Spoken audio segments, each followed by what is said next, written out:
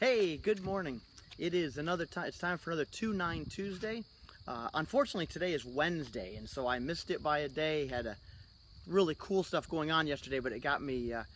It got me out of the rhythm. So, anyways, though, 2-9 Tuesday today on a Wednesday. We're in John chapter 2, verse 9.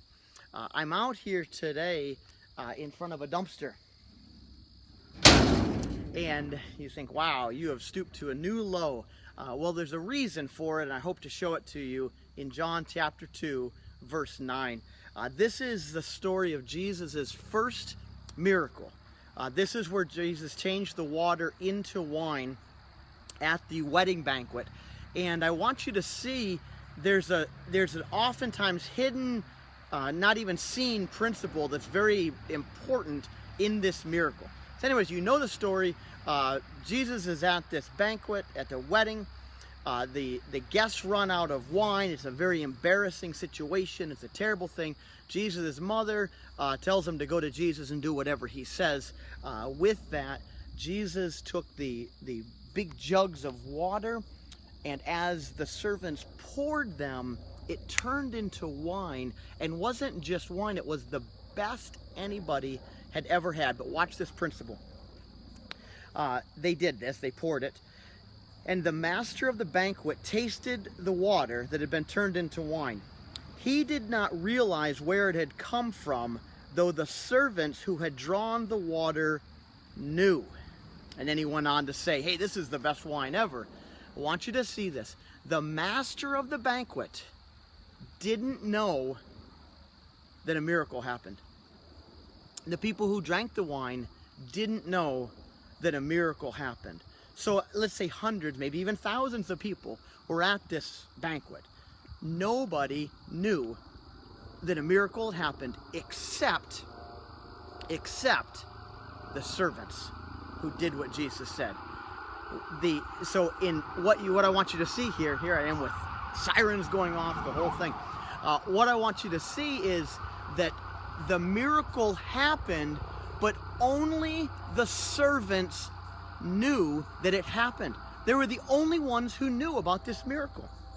Jesus did his very first miracle, and the only ones who knew about it were the servants who did exactly what he asked them. So what's the principle here? The 2-9 principle today is there's some benefits to being a servant.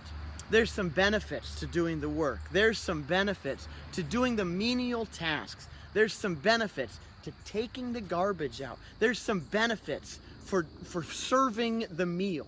There's some benefits to being the one who just does the serving. And one of the ultimate benefits is you see the Lord do things that nobody else sees. We've all been there. Been involved in so many well, let's just say banquets served right here in this place. Yesterday we did a funeral, a large funeral, and we have the best kitchen people anywhere. They're incredible. But I've been involved with many of them where really cool stuff happened behind the scenes, and the people eating the meal didn't know it. But the people serving at the end said, God is good. So my challenge for you today is be the servant. 2 reasons. One, it's the right thing to do. Our life should be serving. And secondly, you will see things that nobody else sees, and you'll be in awe of God in a way that other people are not. So be a servant and do what Jesus said. There's much more I could say on this. I could go into a whole tangent on how how we're turning all of the stuff we should be doing over to people we hire and to the government and things like that. I'm not going to get into that today, but let me just challenge you. The Lord's calling us to be the ones who do the work. And if you're not doing stuff, you're missing out on the coolest things God could ever have for you. John 2:9, be the servant who sees the miracle. God bless you.